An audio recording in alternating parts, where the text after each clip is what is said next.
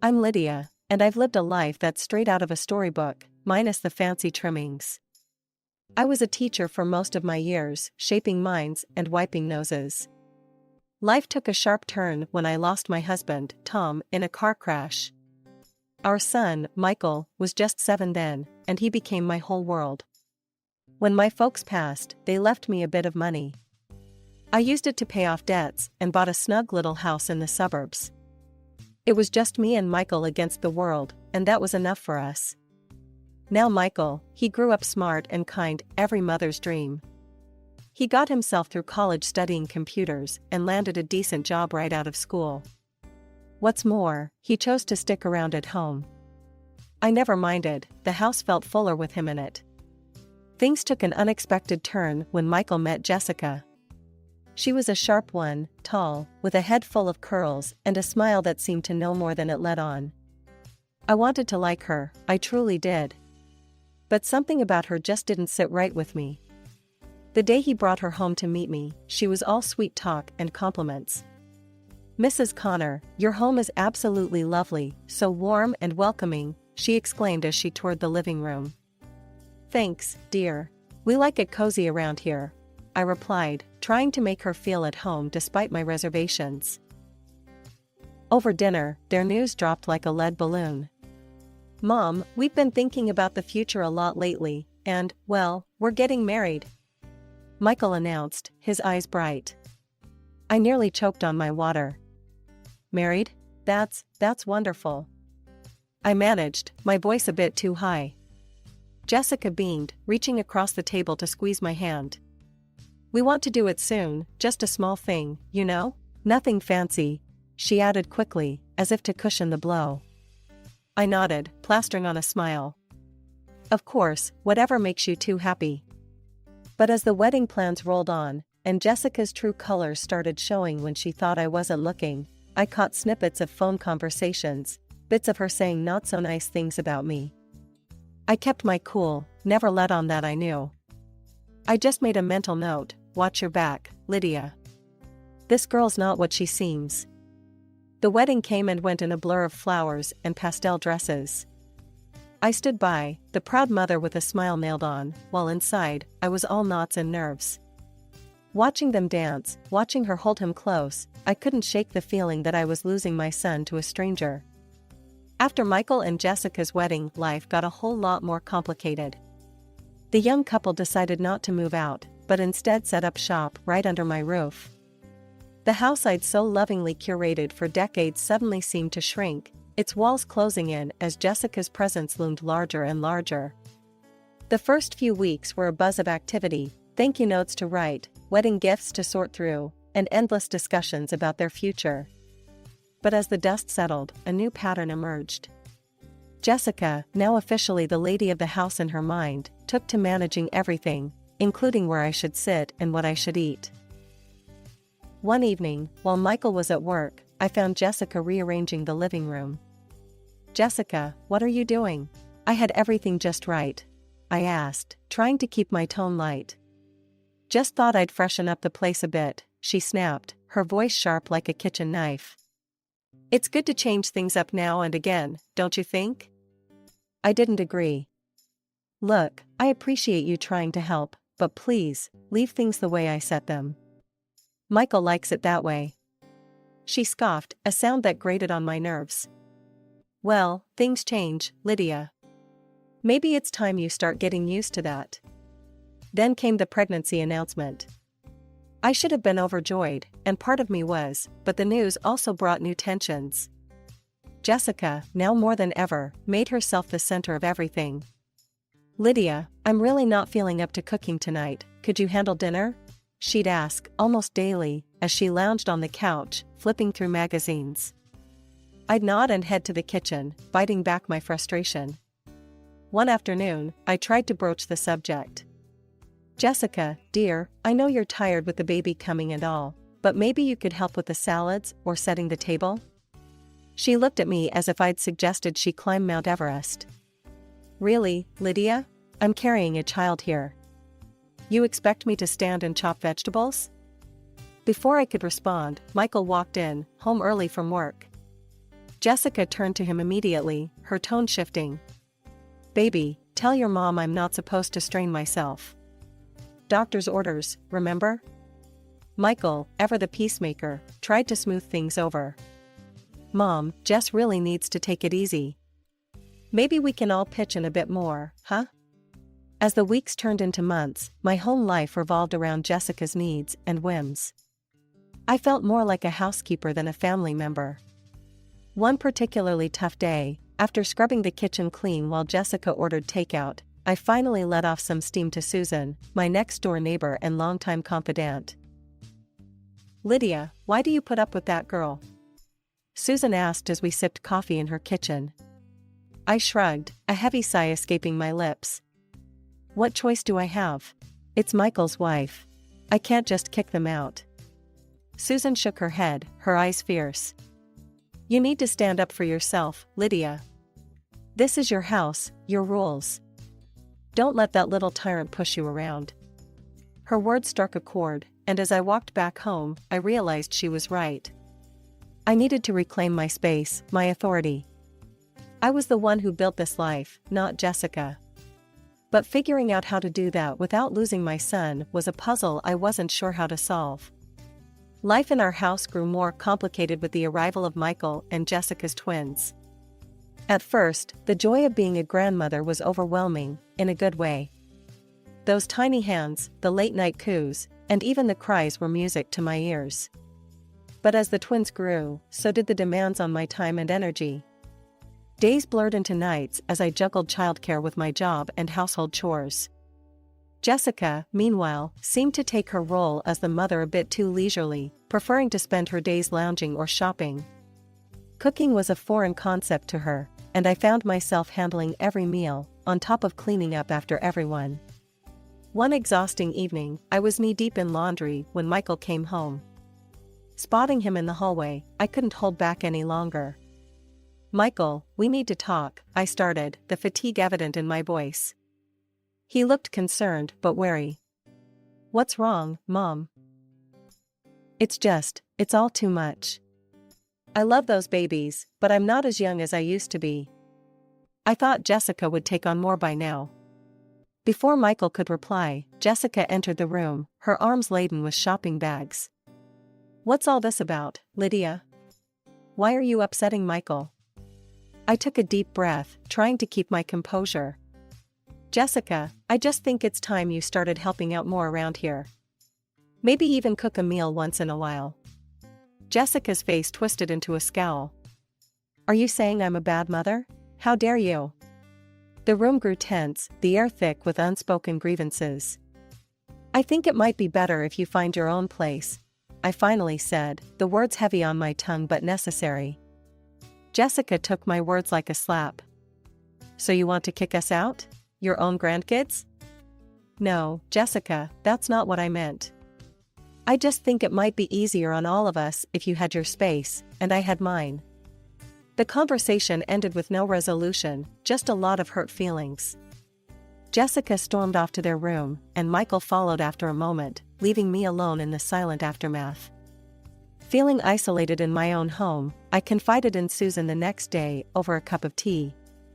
I just don't know what to do anymore. I'm at my wit's end, I confessed, the steam from the tea fogging up my glasses. Susan was always full of fiery advice. Lydia, you've got to put your foot down. It's your house, your rules.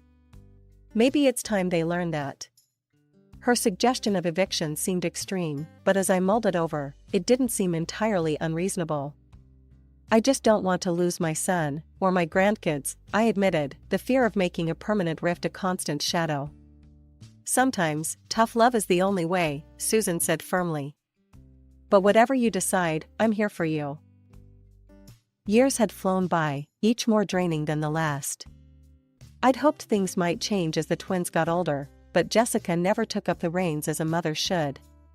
She didn't work, claiming the kids needed her at home, though it seemed they needed anyone but her given how little she actually did around the house. On the morning of my 58th birthday, I woke early, stirred by a mix of anticipation and loneliness. I baked a cake, chocolate, everyone's favorite. I decorated it with the simple tools I had, thinking of the small pleasures that used to light up Michael's face when he was a boy. By the time the afternoon rolled in, the cake sat on the counter, its sweet aroma filling the kitchen. I waited, listening for the sounds of the car pulling up, the kids' laughter spilling in as they returned from kindergarten. But the door that eventually opened brought in no joyful noise, just Michael and Jessica, their faces strangely tense. "Where are the kids?" I asked, a frown knitting my brow. Michael looked away, and Jessica, ever so blunt, answered, "They're at my mom's. We thought we'd take the weekend off. Just the two of us." Jessica poured herself and Michael a glass of wine without acknowledging my offer. They clinked glasses right there in the kitchen, a silent toast to their getaway. Then, Jessica turned to me, her voice cold as ice. "Lydia, would you mind keeping it down this weekend? We really need some quiet." Stunned, I stood there, holding the cake knife, feeling like a stranger in my own home. "This is my house," I said, the words heavier than I intended. "And it's my birthday." Jessica scoffed, her voice sharp. "Look, Lydia, just stay in your room and keep out of our way. We want to enjoy our weekend." Michael didn't meet my eyes. "Mom, please, just this once." The pain of his betrayal was sharper than any knife I'd ever held. "Your once is every time, Michael," I whispered, my voice cracking. They didn't listen. Instead, Jessica walked up to me, took my arm, and led me to the door. "You know, we're already tired of you whining. You should take a walk, clear your head," she said, as she pushed me out into the cold, rainy evening. Dressed only in my house clothes, with nowhere to go, I walked the streets, my tears mingling with the rain. Finally, I found myself on Susan's porch, shivering and miserable. She opened the door, her expression turning from surprise to anger as she saw my state. "Lydia, what on earth? Come in, you're soaking wet." As I sat in her warm kitchen, wrapped in a dry blanket, I poured out the whole sorry tale. Susan's face grew darker with each word. "This is the last straw, Lydia," she said firmly. "You can't let them treat you like this. It's your house, your life. You've got to fight back." Her conviction was a lifeline thrown into the turbulent waters of my despair. "But how, Susan? He's my son. I don't want to lose him." "You've already lost him if he can treat you this way. Let's call my brother, the lawyer. We'll see what your options are." I nodded, feeling the first stir of resolve. Susan made the call, and her brother agreed to meet me the next day. Sitting in her cozy living room, I realized I was afraid to go back to my own home. A place where I was unwelcome on my own birthday no less. I trudged back home late that night, heart heavy and clothes still damp. The house was silent, the only sign of life being the clutter of dirty dishes and half-empty wine glasses scattered around the living room. I didn't bother cleaning up, I was too spent, both emotionally and physically. Instead, I went straight to my room, locking the door behind me. As dawn broke, I lay in bed, the events of the previous day replaying in my mind. I quietly got up, gathered my essentials, phone, house documents, and a bit of courage tucked into my purse, and slipped out to meet Susan's brother, the lawyer. The morning was crisp, and as I walked to the lawyer's office, the cool air felt like a balm. Susan's brother greeted me warmly, his office a stark contrast to the chaos of my home. "Lydia, let's sit down and talk this through," he said, gesturing to a chair across from his desk. I took a deep breath, and as I told him everything, his expression grew serious. "It sounds like you've been through quite an ordeal. You have rights, especially in your own home." "What can I do? I don't want to live like this anymore," I confessed, feeling a mix of hope and fear. "Well, we could start by looking into Jessica's past. There might be something there. And, if you're serious about this, we can file for an eviction notice. It's your house, after all," he advised, his tone professional yet empathetic. The thought of evicting my own son and his family was heart-wrenching, but the lawyer's words rang true. It was indeed my house, and I deserved peace. "I'll do it. It's time I stood up for myself," I declared, the decision firming up with every word spoken aloud. The lawyer nodded, drafting the documents as we spoke. He moved quickly, and before long, he had filed a petition in court to evict Michael and Jessica. The court process was brisk, and to my relief and simultaneous heartbreak, the judge sided with me. My claim was justified. I was granted the eviction. The day they moved out was one of the most painful days of my life. Jessica was livid, hurling curses and threats as she packed. "You'll regret this, Lydia. You've not seen the last of me," she spat, her eyes wild with fury. Michael, my own son, wouldn't even look at me. His parting words cut deeper than any knife. "You've crossed all boundaries, Mom. I never thought you'd actually go through with this." The weeks after Michael and Jessica moved out were quiet. The kind of quiet that lets you think too much, wonder too much. But then, one ordinary Tuesday, a phone call shattered that silence and sent ripples through the rest of my life. The caller was the private detective I had hired at my lawyer's suggestion. I remember fumbling with the phone, my hands shaking slightly as I answered. "Mrs. Connor, I've found something you need to see." The detective's voice was grave, urgent. "What is it? What did you find?" I asked, my heart pounding. "I think you better sit down for this," he replied. I perched on the edge of my armchair, clutching the phone tighter. "I'm listening." The investigation into Jessica's past turned up more than we bargained for. She was not only a known fraud but is also suspected in the death of her first husband. The police couldn't prove anything at the time, and she walked free. My breath caught in my throat. "And? There's more. She had a child with her first husband, a boy. She abandoned him right after her husband's death. And regarding her husband's fatal car accident, we found new evidence. It appears she might have been directly involved." I felt a chill run down my spine. "What kind of involvement?" "She tampered with his car. We tracked down the mechanic who worked on the brakes. He's been carrying this guilt for years, and now, he's ready to confess. He claims Jessica paid him to tamper with the brakes." I sat stunned, unable to speak for a long moment. This is monstrous. My son and grandchildren. I need to go to the police.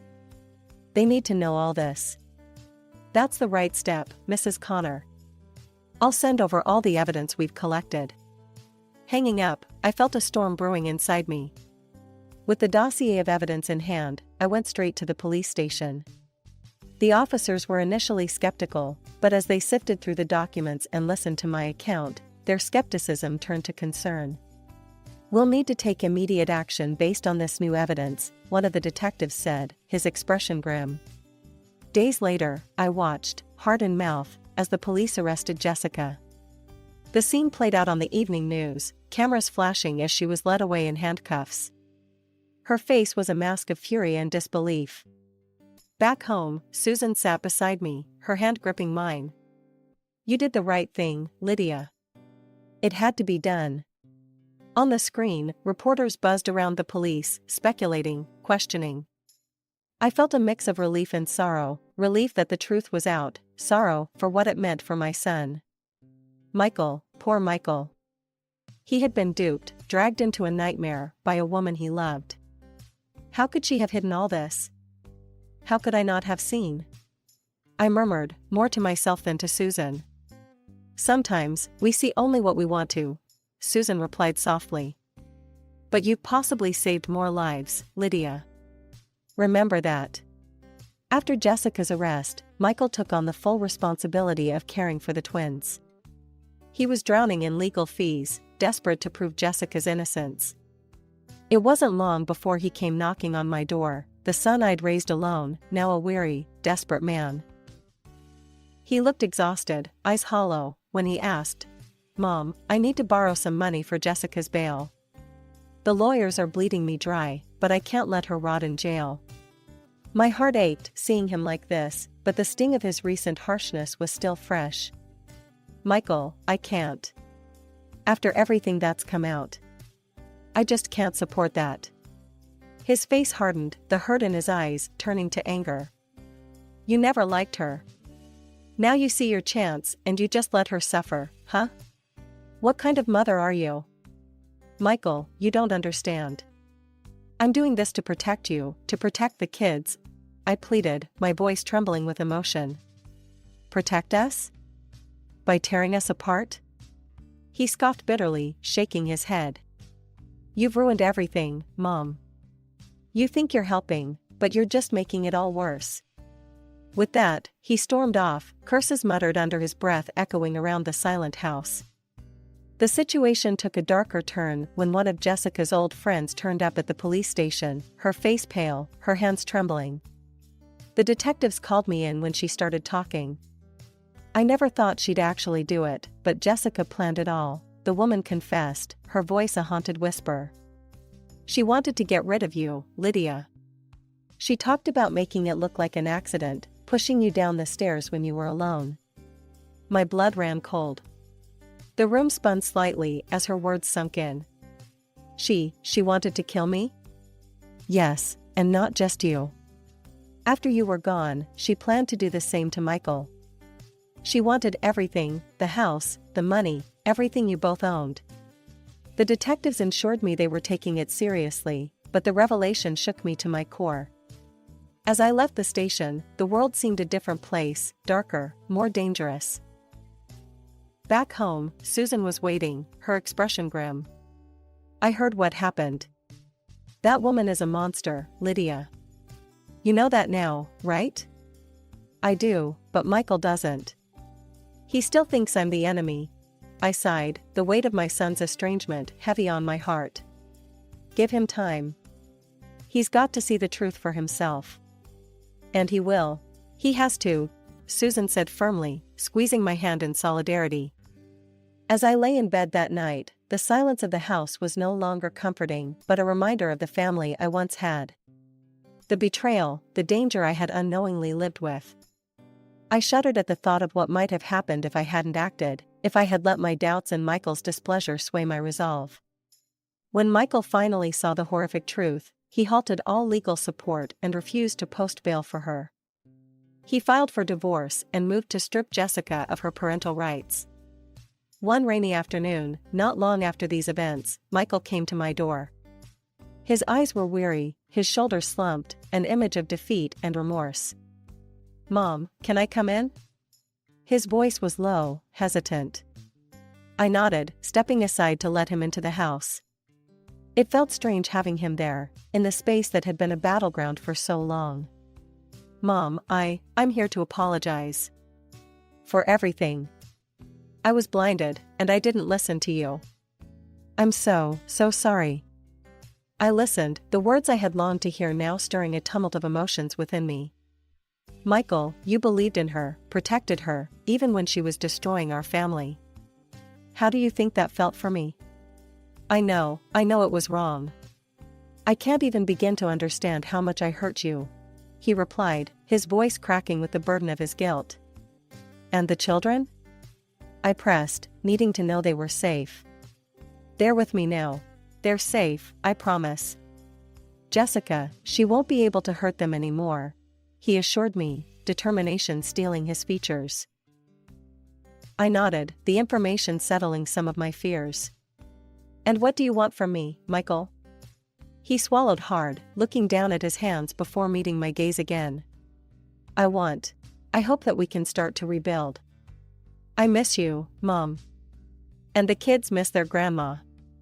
I took a moment, the decision heavy on my heart. I want to see the grandchildren. They shouldn't suffer because of all this.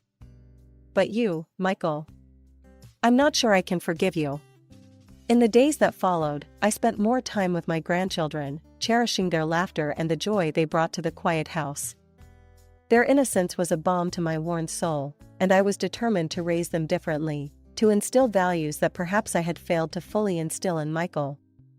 Susan, ever my rock, stood by me through it all. You're doing the right thing, Lydia, she would say during our long talks over coffee. You're strong, and now you're free to live your life on your terms. She was right. I had learned a hard lesson about the dangers of losing oneself in the care of others, of ignoring one's own needs and rights. Now, I was rediscovering who I was beyond being a mother and a grandmother. Reflecting on everything that had happened, I was grateful. Grateful for the truth, no matter how painful it had been, and for the chance to start anew. Life was different now, richer and more mine than it had been in years. I was moving forward, one sure step at a time, on a path that was entirely my own.